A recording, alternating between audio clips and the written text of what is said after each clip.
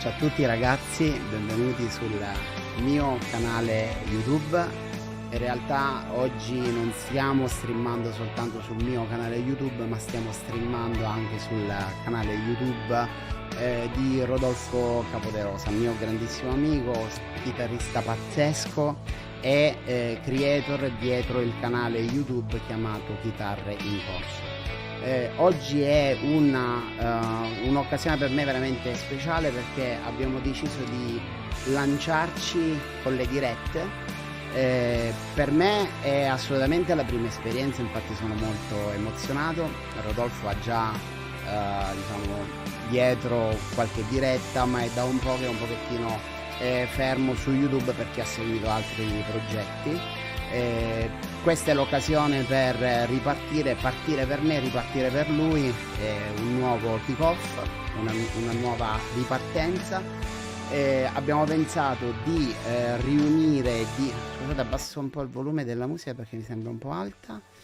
Abbiamo pensato di unire le competenze, le mie come creatore di contenuti, le sue come musicista, lui è un grandissimo musicista, per dare inizio a questa serie di dirette. Oggi parleremo dell'Opus e poi successivamente ce ne saranno altre, però insomma ne parleremo nel corso della giornata, della serata. Quindi rompiamo gli indugi, partiamo, facciamo entrare Rodolfo e ripartiamo alla grandissima. E buon pomeriggio a tutti quanti. Ciao Leo, vabbè, noi ci siamo visti nel dietro le quinte, però ti risaluto giusto per dovere di diretta. È bello essere di nuovo online dopo un sacco di tempo. Il mio canale YouTube era fermo da un po' di tempo e vedere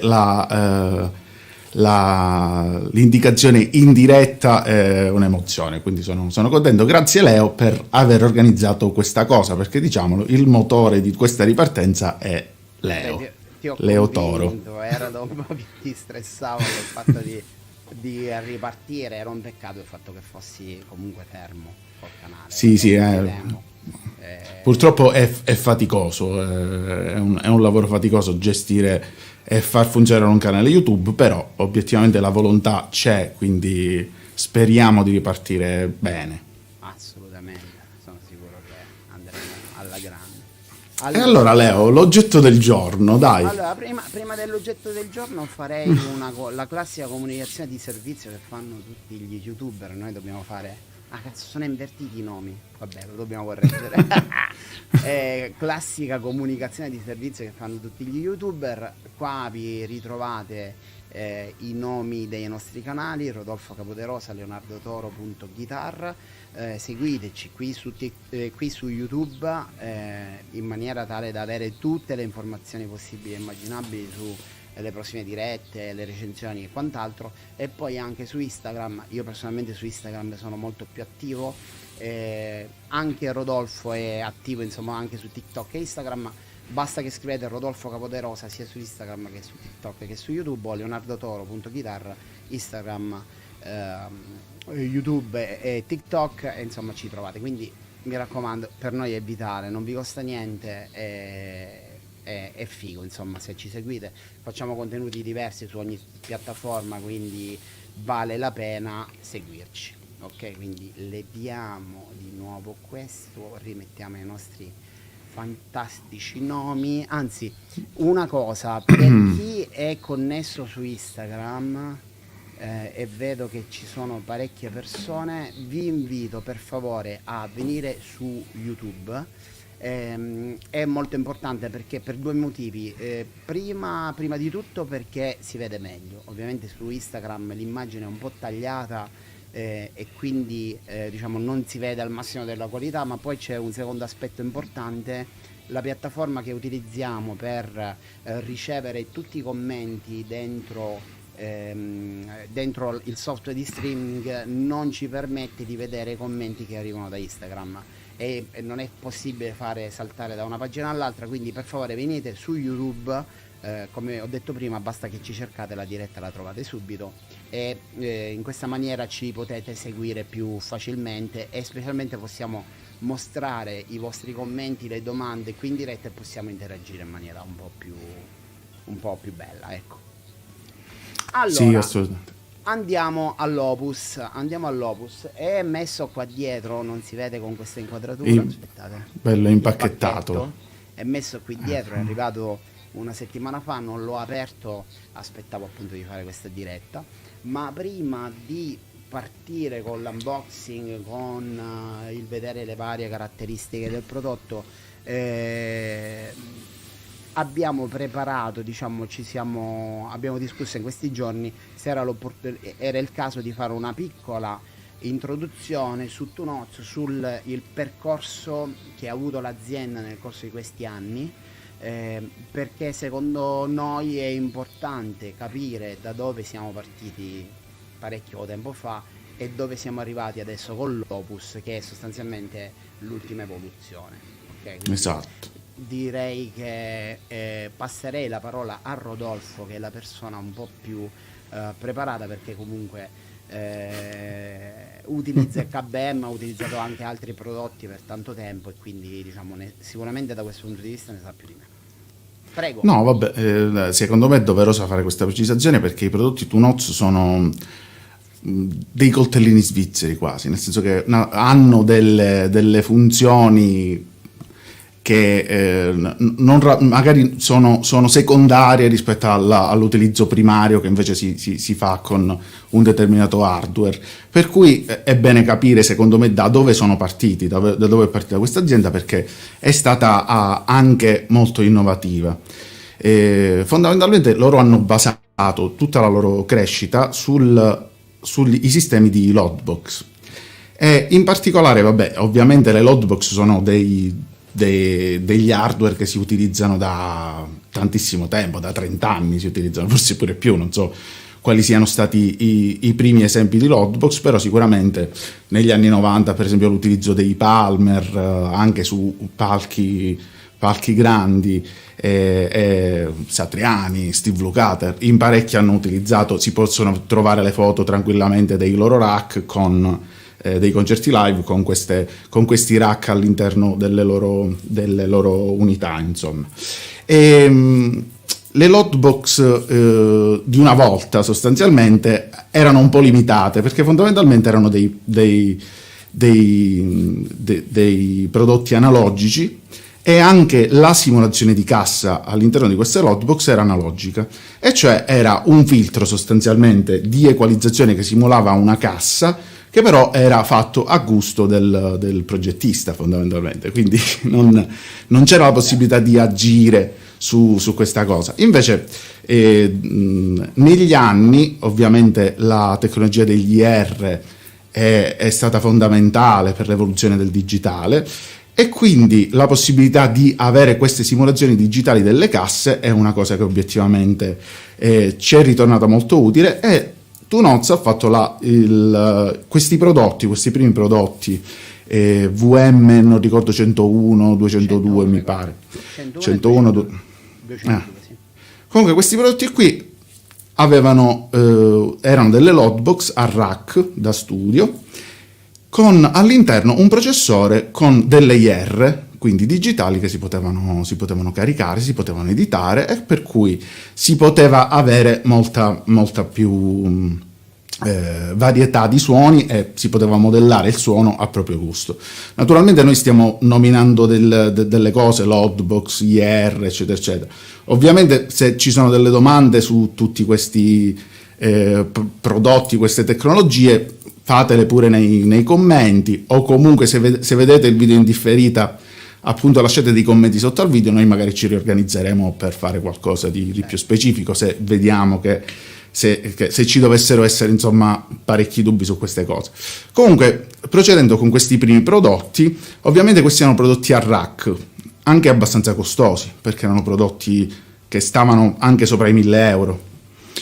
C'erano ovviamente altre case che facevano loadbox, SUR, eccetera, eccetera, sempre con queste simulazioni analogiche, e poi ovviamente esistevano dei plugin per poter caricare gli IR direttamente nelle DAW quando si facevano le registrazioni, però la Tunozzo ha fatto questi rack invece che erano dei prodotti innovativi perché avevano le due tecnologie all'interno. Insieme.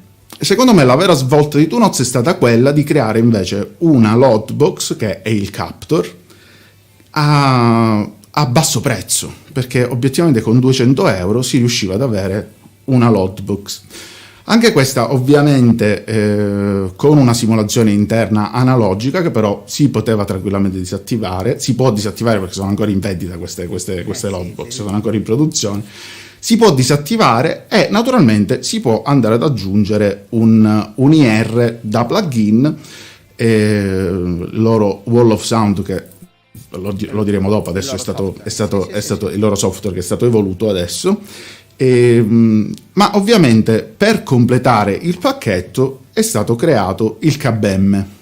Il KBM, che è questo prodotto qui che vi faccio vedere giusto al volo, allora, credo ieri nella mia immagine, KBM, giusto così, giusto per vederlo. Ieri facendo un paio di ricerche ho visto che prima del KBM esisteva il CAB. Il suo studio, sì, il CAB, lo studio è il... No, proprio un pedale chiamato CAB. Sì, il pedale. CAB si chiamava, ok. Che però era più grosso. L'M probabilmente è perché è micro, è più piccolino. Sì, esattamente, sì, esatto. Okay. Grande Leo, mi era sfuggito questo. Hai visto? Ok. Il KBM, quindi, questo perché ci teniamo anche a dirlo? Perché ovviamente quando c'è un prodotto, ovviamente quando c'è una novità, ognuno si chiede: ma a me questo prodotto serve? Perché lo dovrei comprare o perché mi potrebbe tornare utile? E allora il KBM fondamentalmente è un IR loader, quindi si possono caricare IR di terze parti, ma soprattutto ci sono le simulazioni di TwoNotes che sono, secondo me, molto buone. Ovviamente sono molto belle, a me piacciono particolarmente. È un prodotto che è nato alla fine per essere abbinato al Captor, però obiettivamente è un prodotto che ha anche una storia a sé stante, perché ovviamente questo prodotto può essere utilizzato se è messo tra testata e cassa, quindi senza per forza dover attenuare o silenziare completamente il suono dell'amplificatore, quindi comunque poteva funzionare in maniera indipendente. In più all'interno del KBM hanno messo anche una simulazione, che in realtà c'era anche in tutti i prodotti precedenti di TwoNotes, anche una simulazione di amplificatore finale, per cui si poteva utilizzare il KBM semplicemente con un inizialmente con un preamplificatore, che poteva essere un preamplificatore a pedale, come ricordo il vecchio V-Twin della Mesa, oppure l'Overton di Brunetti, giusto per citare pure un italiano. Ce n'erano tantissimi fino a qualche anno fa, e quindi poteva essere utilizzato anche con un pre analogico all'inizio. Questa cosa ovviamente ha generato, secondo me, un pochettino di confusione, perché alla fine il KBM l'ho visto molto spesso collegato anche alla fine di una pedaliera con pedali analogici, cioè ovviamente se il pedale è attivo, per esempio se abbiamo un distorsore, un pedale funziona anche da preamplificatore, ovviamente, per cui poteva funzionare con il KBM, ma un suono pulito, cioè chitarra che entra direttamente nel KBM, funziona decisamente maluccio. Non gli mancava la simulazione del pre. Esatto, perché non avendo un pre analogico, un suono pulito nel KBM era assolutamente terribile. Possiamo dire così. Senza dinamica, senza possibilità di equalizzazione, senza possibilità di sistemare quel suono pulito. Infatti una delle cose fighe che mi piace di TwoNotes è che pian piano fa delle evoluzioni nei prodotti, no? Il prodotto parte in una maniera e poi pian piano con gli aggiornamenti vengono introdotte funzionalità che inizialmente non sono pensate, poi non sono inserite, magari le ha pensate la casa ma non le ha introdotte subito. Infatti una delle cose fighe che ha fatto TwoNotes sul KBM è stata quella di inserire appunto un pre. Esatto, questo è stato... Mi sembra Fender, giusto? Sì, stile Fender, okay. Un Fender Bassman Silverface, non so a quale anno si sono ispirati. Comunque questa è stata una bella cosa di TwoNotes, perché visto questo uso improprio del KBM, effettivamente gli si sarà accesa la lampadina, per cui hanno inserito all'interno del KBM, tramite un aggiornamento gratuito per tutti i possessori di KBM, che tra l'altro ha fatto cambiare il nome anche al prodotto, perché è diventato KBM Plus dopo questo aggiornamento software, ed è stato inserito appunto questo preamplificatore, per cui è diventato veramente un coltellino svizzero questo pedale, perché poteva essere usato semplicemente come ear loader, poteva essere usato alla fine di una pedaliera come simulazione di amplificatore pulito, solo ed esclusivamente pulito, perché ovviamente c'era la simulazione di un suono Fender all'interno, per cui non si poteva fare diversamente. Distorsioni non se ne potevano fare col KBM da solo, e questo insomma è stata bella l'evoluzione di questo pedale, perché ovviamente un prodotto nato per uno scopo specifico in realtà si è evoluto, diventato qualcosa di più. E poi ci hanno preso gusto praticamente, perché E poi ci hanno preso decisamente gusto. L'evoluzione ha portato. Vince, si sono un po' più basso perché mi devo mettere un po' più vicino. Diciamo poi ci hanno preso gusto, e l'evoluzione ha portato sostanzialmente a quello che è l'Opus adesso, che è una sorta di KBM Plus con gli steroidi sostanzialmente. Diciamo È una cosa un pochettino più potente. Va bene, allora vediamo se c'è qualche commento, di qualche domanda. Mi pare che domanda non ce n'è, però direi che possiamo salutare un po' di amici. Salutiamo Vince, grandissimo, Alberto, Domenico, questo mi sa che arriva dal tuo canale, Rodolfo. Devo alzare il volume del mio microfono? Mi sa che lo avvicino. Il mio. Ah, il tuo. Sì. Giulio, rispettoso. Emanuele, Rocky, Enrico, insomma tanti ciao amici. belli. Sono contento. Allora, direi adesso di andare a vedere un pochettino le caratteristiche. Abbiamo preparato una slide riassuntiva con un pochettino delle caratteristiche del prodotto. Andiamola a vedere insieme. Eccola qua. Dovreste essere in grado di vederla abbastanza bene, ok? Allora, diciamo, partiamo col dire, la direi subito questa cosa, Rodolfo, anzi prima di andare su questa cosa qua, che quando è uscito l'Opus si è creato una bella discussione, diciamo, tra noi. Sì. Non so se lo sapete, ovviamente quelli che ci conoscono sanno che io e Rodolfo ci siamo conosciuti all'interno della community di Scuola di Music Off, no? Diciamo ci siamo trovati bene, siamo diventati amici, e si è creato un gruppo, no? di amici con cui ci vediamo in videochiamata praticamente spesso, diciamo quasi tutti i giorni si può dire, e discutiamo di chitarra, di musica, di prodotti, insomma. E salutiamoli però, perché ci sono Vincenzo, Giulio, Emanuele, Rocco, diciamo che fanno parte del nostro gruppo di discussione, sì, certo. Quindi sono cose affrontate di amici. Quindi abbiamo avuto un pochettino di dubbi all'inizio, perché quando è uscito l'Opus c'è anche la mia ragazza con il mio figlio, ciao amore. Come sei tenero, Leo. Grazie. Ci siamo un pochettino fatti delle domande, perché abbiamo detto: ma qual è la necessità di far uscire un prodotto nuovo? Allora, se dobbiamo dirla tutta, te la sei fatta tu la domanda. I possessori di KBM, che tra l'altro siamo io e Vincenzo, a meglio, ci siamo anche un pochettino infastiditi per questa uscita di KBM, perché ovviamente, avendo avuto un aggiornamento del KBM dell'Opus, l'uscita dell'Opus, perché avendo avuto sul KBM questo aggiornamento che aveva aggiunto questo preamplificatore, in realtà io continuavo a stare con la speranza che uscisse qualche altro preamplificatore da andare che si potesse aggiungere, insomma, al KBM, la simulazione di un Marshall, la simulazione di un Mesa, insomma anche cose semplici, però un pochino di varietà in più. E invece, anziché arrivare un aggiornamento, è arrivato totalmente un prodotto nuovo, e questa cosa obiettivamente ci ha fatto un pochettino arrabbiare inizialmente.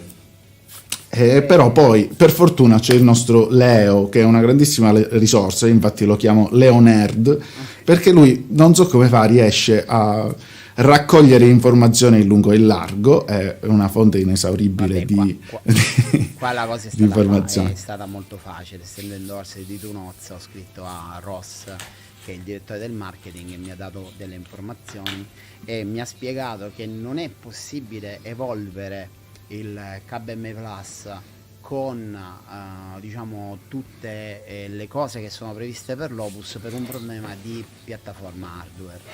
Ora andiamo a vedere un attimino la slide che ho preparato, perché comunque diciamo probabilmente il cosa KBM è stato spremuto più è che hanno stato potuto, spremuto. diciamo. Infatti qui vediamo che il KBM e il KBM Plus hanno sostanzialmente la stessa CPU, e invece l'Opus ha una nuova architettura che migliora le performance della macchina e migliora anche il rumore, il rapporto segnale-rumore e la gamma dinamica. Ok?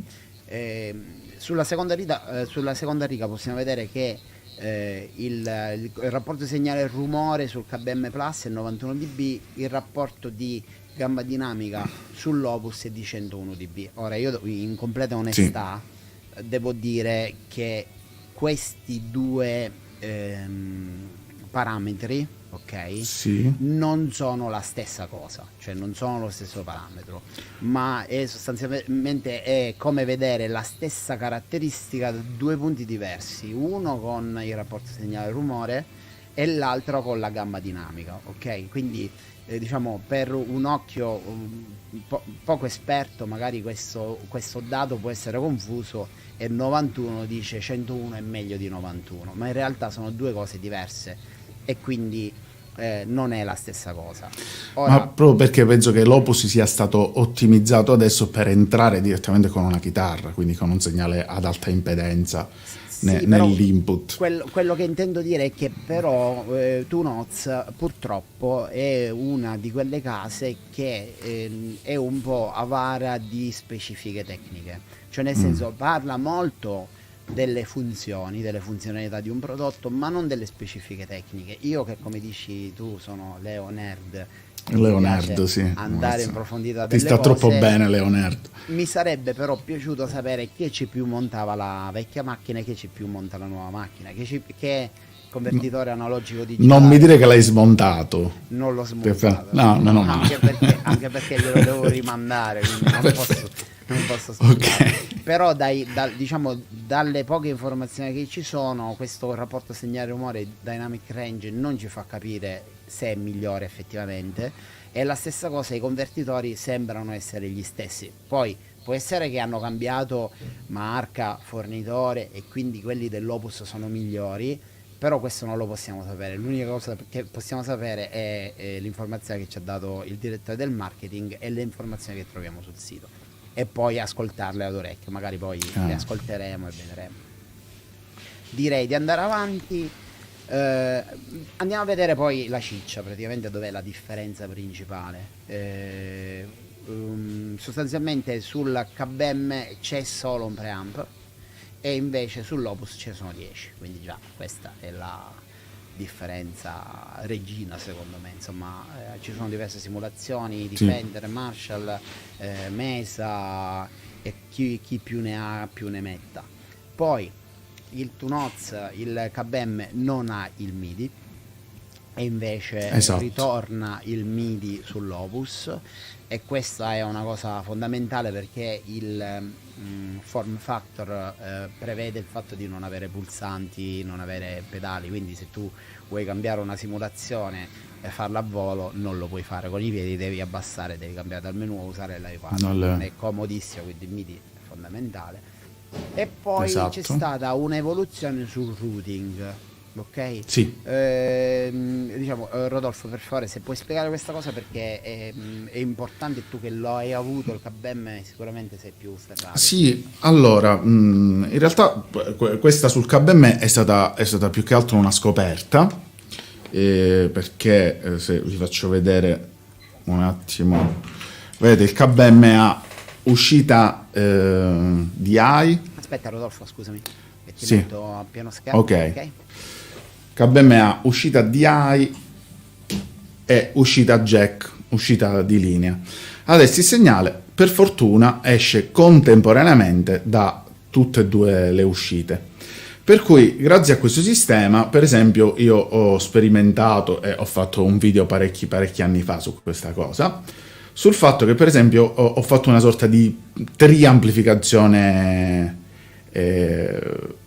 virtuale, diciamo, perché suono diretto, quindi senza effetti, veniva mandato direttamente in un canale del mixer, invece il suono dall'uscita jack veniva mandato in dei processori di effetti, quindi Vented H9 piuttosto che Strymon, eccetera eccetera, e in questo modo poteva andare a miscelare il suono diretto con il suono effettato. Triamplificazione, questo si chiama così, insomma. Quindi sì, avevo sperimentato questa cosa, è stata del tutto casuale perché ho detto proviamo se funziona. E invece sull'Opus questa cosa l'hanno ottimizzata ancora di più, perché in realtà possiamo scegliere che cosa far uscire dall'uscita jack, mentre da quella DI, a quanto ho capito, dall'uscita Canon, dall'uscita DI abbiamo sempre il suono con la simulazione di preamplificatore finale e cassa. Dall'uscita jack invece possiamo scegliere da quale punto della catena uscire, per cui per esempio può tornare molto utile, perché se dobbiamo fare una registrazione, per esempio, che vogliamo reampare poi successivamente, e quindi abbiamo bisogno di registrare un suono della chitarra clean, diretto proprio nella scheda audio, questo può tornare utile perché noi possiamo avere la simulazione dal Canon, che ci dà modo di avere il feeling per poter eseguire la parte che dobbiamo registrare in maniera ottimale, e però poi possiamo anche registrare contemporaneamente la traccia clean da editare dopo, da reampare e fare tutte le altre cose. Così come per esempio non dobbiamo per forza uscire da inizio catena, quindi prima del prima possiamo uscire semplicemente dopo il preamplificatore, magari dal vivo potrebbe esserci l'esigenza di mandare il suono simulato nel banco mixer e poi invece avere sul palco un finale e una cassa, e quindi si può uscire dopo il pre, oppure ancora esattamente, quindi questa qua è una cosa che può essere utile oppure no, però è una cosa in più. Certo. Allora poi vediamo l'ultima parte, quindi le connessioni. Non so se effettivamente è stata solo modificata la dicitura, ma è stata cambiata, sono state cambiati i mod. Prima si chiamava meno 24.0.12dB, ma questa cosa è sicuramente più user friendly, quindi sì, effettivamente il meno 24.0 più 12 un pochettino poteva essere sì, da esperto quasi, invece adesso c'è proprio scritto, se lo colleghi tra amplificatore e cassa lo setti su amp, se ci colleghi direttamente, se arrivi da un captor, quindi da una loadbox, lo metti a 0 dB, che è, come lo chiama lo 0 dB? Lo 0 dB lo chiama line. Sì. Line. Se entri direttamente con la chitarra lo metti su instrument. Questa cosa prima corrispondeva a meno 24, 0 e più 12 dB. Però è semplicemente più comprensibile per tutti. Certo, assolutamente. Allora intanto volevo salutare Vince Carpentieri, che ci fa... Ciao Vince! Ci saluta, mitico. È qua con noi, è fighissimo. Mi aggancio alla domanda di Vincenzo, che chiede in una situazione live quale dei due potrebbe essere più performante oppure si equivalgono. E poi ti chiedo in realtà, oltre a questa domanda qua, se ha individuato, diciamo, degli use cases dove può essere utilizzato, tipo può essere usato a casa, che vantaggi ha, può essere utilizzato live, che vantaggi ha senso come backup, come sistema di backup secondo te? Cioè tu che hai fatto sia registrazioni, streaming, vai live, sì, secondo me puoi rispondere benissimo a questa domanda. Allora, diciamo che secondo me l'uso professionale che si può fare del KBM è quello di simulatore di cassa. Questo è la cosa che fa decisamente meglio, che fa bene. Tutte queste funzioni aggiuntive invece lo rendono però come dicevamo prima, un coltellino svizzero da utilizzare in diverse altre situazioni. Tipo per esempio quella che ho detto prima della triamplificazione, quella è una cosa che magari può tornare utile perché si ha un KBM. Io l'ho utilizzato anche per esempio quando ho avuto dei problemi col mio quad cortex, l'ho dovuto mandare in assistenza, avevo delle serate da fare e mi sono fatto il suono pulito al volo col preamplificatore del Fender che c'era già su, e quindi l'ho messo semplicemente in mezzo alla catena dei miei pedali, perché ho messo dopo le distorsioni, prima degli effetti d'ambiente, l'ho piazzato lì in mezzo e è andato benissimo. Però se devo essere sincero, magari non era proprio una situazione iperprofessionale, cioè nel senso era utilizzabile quel pre che c'era sul KBM, però ovviamente con qualche limite. Non era ovviamente una simulazione secondo me stellare, però intanto mi ha salvato la vita in un momento in cui avrei dovuto chiedere ad amici di prestarmi qualcosa per andare a suonare, perché non avevo niente per andare in diretta. Ovviamente amplificatori quante ne vuoi, però certo. quando capitano le situazioni in cui devi andare a suonare con gli in-ear, non puoi portare l'ampli, eccetera eccetera, avere un sistema per andare in diretta è fondamentale, e quindi in quel caso è stato veramente utile. Ok. Ma tipo Esatto. anche però, se deve andare a fare una masterclass, se deve andare a fare una clinic, Ovviamente, se vai in però vacanza, problema vai del in vacanza e porti le KBM cuffie? problema del KBM è sempre stato che comunque va corredato da pedali, perché se vuoi una distorsione non ce l'hai, devi portare il distorsorino. Ovviamente all'interno del KBM c'è solamente un riverbero pure come effetti d'ambiente, quindi se tu vuoi avere pure il riverberino, il delay, cioè il delay più che altro, chorus, altri effetti di modulazione, non ce li hai sul KBM. Però ovviamente per studiare, per esempio, uno si parte in vacanza per studiare alla sua uscita cuffie, per cui era comodo anche per questo, insomma. Quindi è pure un oggettino, voglio dire, da tenere sempre in borsa, da poter utilizzare tutti i giorni per fare qualcosa. E ripeto, dal punto di vista professionale invece le simulazioni di cassa invece sono veramente, per me, ottime. Quindi Voglio mettere una pulcettina nelle orecchie, ok? Sono pure speculazioni, va bene? Non ho informazioni di prima mano su questa cosa, e quindi non posso confermare se questi pensieri sono pensieri. pensieri corretti. impuri. Pensieri impuri. Allora, uno dei motivi per cui abbiamo aspettato di fare questa live, oltre al fatto di voler provare fisicamente il pedale, no? Era l'uscita di Genome, ok? Sostanzialmente Tunoz ha tirato fuori un software chiamato Genome, che sostanzialmente è un plugin per computer che ha sostanzialmente la stessa tecnologia dell'Opus, quindi la stessa tecnologia di preamp, stesso numero di preamp. La simulazione di cassa viene affidata alle Dynamic AR, quindi anche i microfoni e tutto, però è corredato anche di altre cose, quindi di pedali prima dei pre, è corredato di riverberi, delay e altri effetti.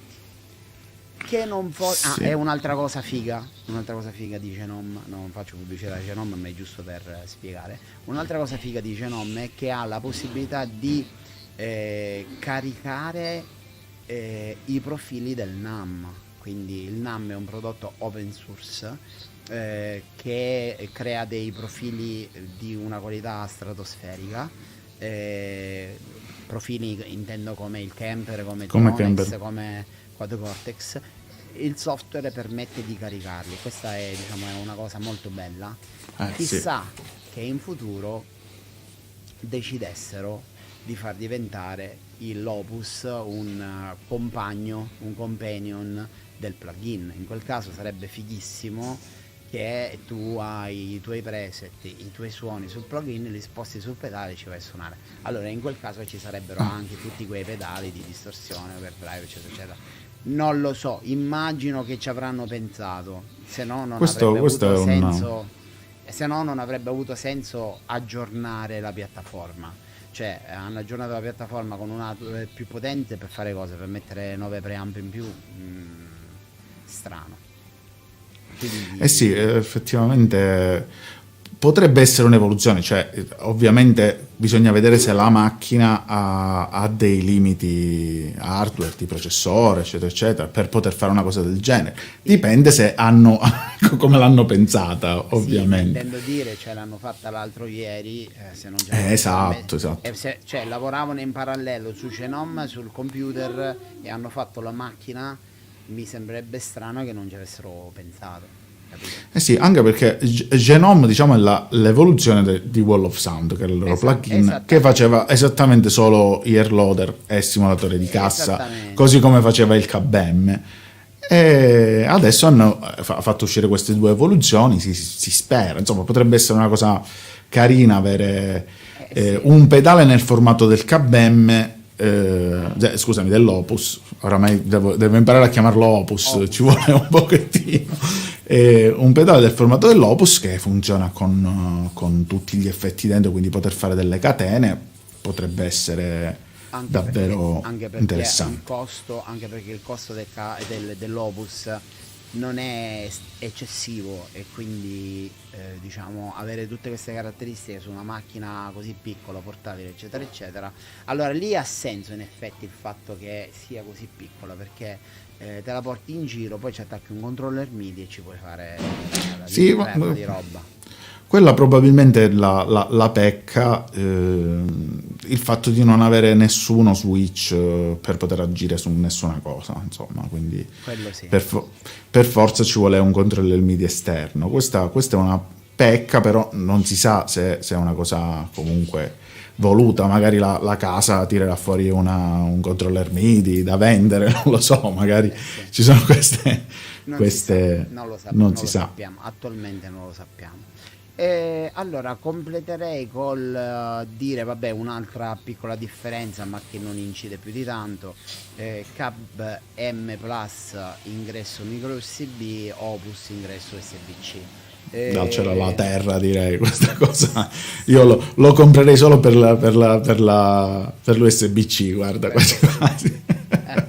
Lo cambierei il KBM, ma Bene, allora direi che è arrivato il momento di fare l'unboxing, ragazzi. Che dite? Facciamo questo finalmente unboxing, ce l'hai dai. fatta aspettare Allora, per sposto qua. Beh, ma ho almeno aspettato pure io. mezz'ora. Cioè, vedi che ce l'ho dal lunedì questo robo messo lì che non ho aperto. Sono stato anche No, sei stato... Sì, piuttosto sei bravo, stato... eh. Allora, cambiamo Hai telecamera. resistito all'impulso, è una cosa difficile. Allora, cambiamo telecamera. Guarda, lo facciamo così. Ti tengo inquadrato. Guarda che figata. Allora, Perché facciamo. devo fare pure le reaction. Sì, voglio la tua reaction. Lo sto mettendo così da quest'altro lato. Non sono molto reattivo, però, Leo. Mi dispiace deluderti. Vabbè, niente. Non vuoi fare tipo wow? Ti faccio gli effetti speciali adesso. Fai vedere gli effetti speciali. Wow! No, Ma che scatole, ma che scritta interessante. ma puoi fare anche le mosse che ci piacciono tanto. Ah, sì, sì, sì, Dei sì. fuochi d'artificio. Fai i fuochi d'artificio. Aspetta, come si facevano i fuochi d'artificio? Questo con Così? le dita, sì? Questo così. No, coriandoli sono caduti, Leo. Vabbè, sì. Allora, vediamo degli sticker manuali. Eccolo qua, ragazzi, in tutta la sua bellezza. Scusate se faccio questi gesti, ma è per gli effetti speciali, eh? Allora, ci tengono a dire qua Sì. sulla confezione di stare attenti perché l'Opus, aspetta, non è una load box. Quindi state attenti a non collegare questo direttamente all'ampli perché sennò fa tipo la fumata nera. Giusto? E direi proprio di sì. Allora, Eccolo. da questo punto di vista niente di speciale rispetto al KBM, giusto Rodolfo? Lo Sono vuoi il fatto mettere che anche tu? sia all black, voglio Lo vuoi dire. mettere anche tu? Sì, facciamolo vedere. Il Esatto. KBM è più grande. Non No, è scherzo, vero. scusa, è l'inquadrato quello. Aspetta un attimo, allora vediamo se riesco a fare questa cosa. Vediamo.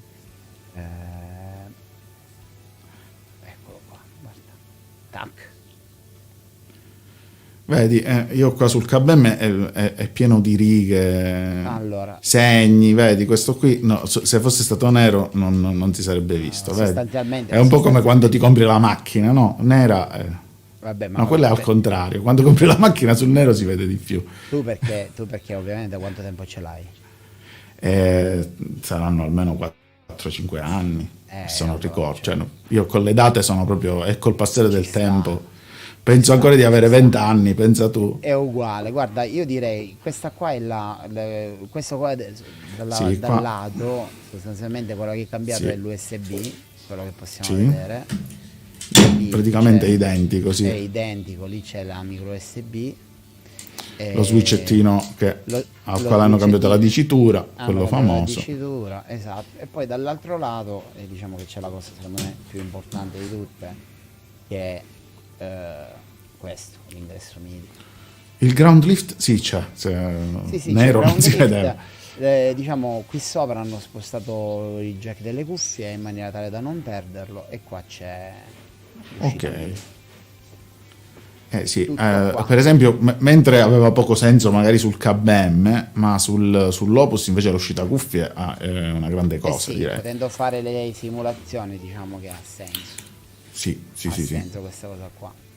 Allora, ragazzi, io direi che ci stiamo avviando verso la fine. 46 minuti, insomma, ci piacciono le dirette belle strette, senza Sì, dilungarci troppo. Stiamo andando verso la fine. Diciamo, oggi non facciamo il test diretto del prodotto per un semplice motivo. Come dicevo, è arrivato da una settimana e vabbè, siamo stati un po' impegnati a preparare la parte tecnica diciamo, della diretta. Ma a parte questo, solitamente vorremmo tenere un po' l'approccio, che è quello di avere il tempo di provare i prodotti prima di farveli ascoltare, ma più che altro prima di tirar fuori, cioè serve un po' di tempo prima di tirar fuori il massimo che possiamo tirar fuori da un prodotto, quindi esattamente. serve un po' di tempo per analizzarlo, giusto? Che dici? Ma questo è un consiglio che do pure sempre io, quando anche acquistate uno strumento nuovo. Tenetelo un po' di tempo, perché magari potreste semplicemente trovare una regolazione particolare, oppure il modo di usarlo, scoprire qualcosa che non avevate capito a primo acchitto, perché ovviamente in una settimana, cioè io conosco veramente persone che comprano i pedalini, dopo una settimana li hanno già venduti perché non era Il pedale ma che volevano. il pedale che volevano, ma sulle cose bisogna lavorarci. Poi questi sono obiettivamente prodotti, strumenti davvero complicati, a 8 milioni di parametri, eccetera, eccetera. Prima di dare una valutazione è bene provarli un bel po' di tempo prima. Certo. Quindi Sì, sì, sì. Diciamo, allora è capitato che in passato ho fatto tipo delle review, recensioni, vabbè, specialmente su Instagram dove sono più attivo, di prodotti, quindi recensioni fatti al day one, però erano prodotti che non è che mi avevano mandato 2 giorni prima, me li avevano mandati 2 o 3 settimane prima, in maniera tale da poterci fare i test, quindi diciamo, a meno che non abbiamo i prodotti in anticipo, questa sarà una costante, il fatto di fare diciamo, l'unboxing insieme a voi, vedere, andare a approfondire le caratteristiche tecniche del prodotto, cercare di capire cos'è che ci aspettiamo, e poi successivamente fare dei video, delle dirette, non lo so, ora vediamo come ci organizziamo per parlare in maniera specifica del prodotto, e potervelo fare sentire, ok?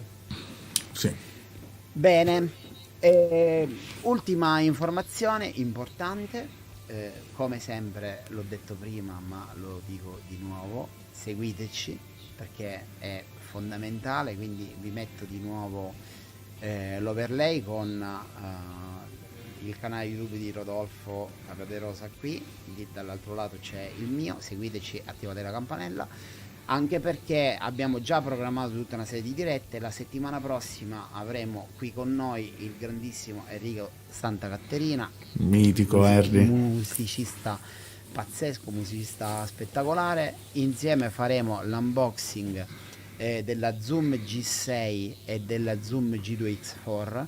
due prodotti di zoom economici, ok, stiamo intorno ai 250 euro, 300 forse quella più costosa e 150 quella più economica. Sono due pedaliere super accessibili, ma che Enrico porta in giro per il mondo durante i suoi tour, quindi voglio dire, molto spesso Rodolfo si è frizzato, ma continuo io.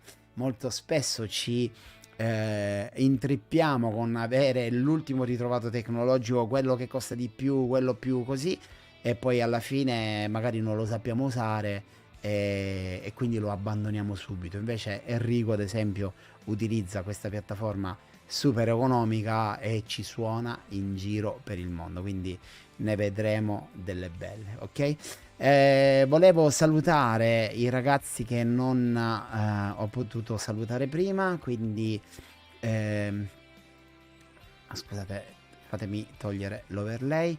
Quindi Francesco, che arriva sicuramente dal canale di Rodolfo, Simone Monopoli, ho un sacco di cose da farti comprare, Nico, grande Nico, Sandro, grande Sandro. Ragazzi, vi ringrazio per essere stati qui con noi. Adesso il video sarà pubblicato e potrà essere commentato, quindi mi raccomando, andate a mettere un like, un commento, in maniera tale che venga registrato e che sia visibile anche da quelli che successivamente andranno a vedere il video, insomma, che sia utile per tutti. Se vi piace mettete like e ci vediamo presto. Un abbraccio a tutti, un abbraccio, ciao ciao ciao, un abbraccio.